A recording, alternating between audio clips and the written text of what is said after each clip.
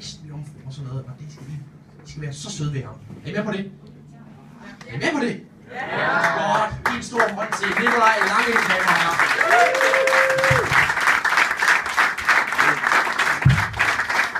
Det var næsten rigtigt, Simon. Det er tredje gang, men jeg er ikke jomfru.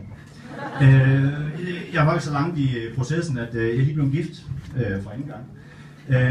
Jeg blev gift med en smuk unge pige, der er 10 år yngre end mig. Ja, det er rigtigt. Ja, det er klart bare.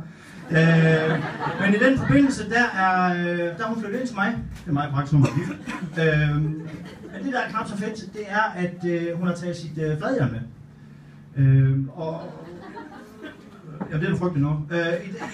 I den forbindelse, der har jeg simpelthen været nødt til at montere et til et stort hus.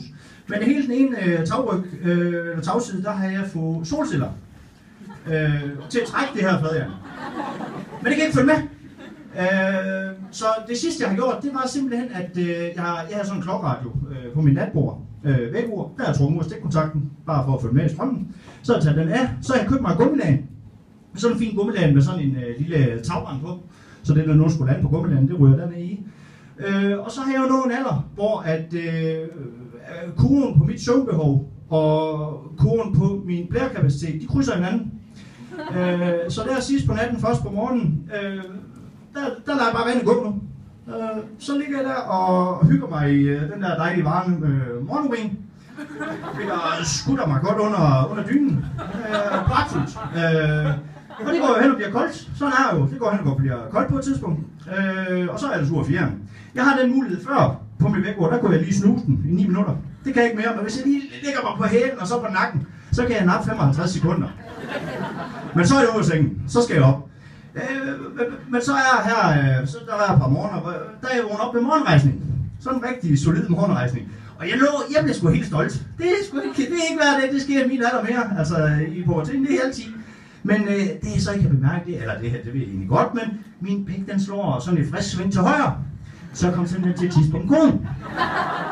Men jeg skal da lige lov for, at jeg også kom ud af sengen den morgen. Der var der ikke noget snusen eller noget, det skal jeg lige lov for. Den joke synes jeg, der er lidt sjovt som min kone. Men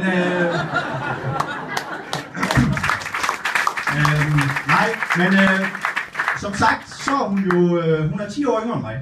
Og det er noget værre pis. Altså, jeg har altid været til gamle kællinger. Men hun er en frisk pige, hun har åbent sind, og vi arbejder på sagen. I går der var vi inde og få papillotter i hår, og få sådan den der flot blåviolet lilla, sådan en kort krøl til hende. Og i morgen der skal vi tatovere leverpletter på hendes bryster. Og når vi har sex, så prøver jeg blommer og kogt spaghetti ind i hendes nylonstrømper, så det minder om årknuder. Og så kaster jeg talkum på hendes skridt, så det virker som sommer i Afrika.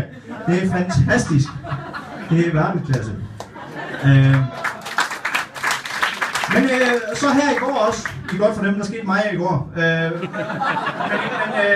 I går så siger hun til mig, skat, sådan noget udklædning og sexleje og sådan noget, er det noget for dig? Ja, for satan, jeg griber om det samme. Du ryger ned i badekar, jeg smider græsstår på kanten rundt her, du får en plastikpose på hovedet, og jeg tænker dig mig rundt, og han som er gaffertape, og du får strips på ryggen, og jeg kaster kabers på dig, og vi fylder badekar med en strin. Jamen, hun har måske mere tænkt sådan katmask, måske. Det var alt for mig. Tag godt imod, Simon. Tak. Nikolaj Lange, han var sgu meget god. 3. gang, mand. Sådan. Flot.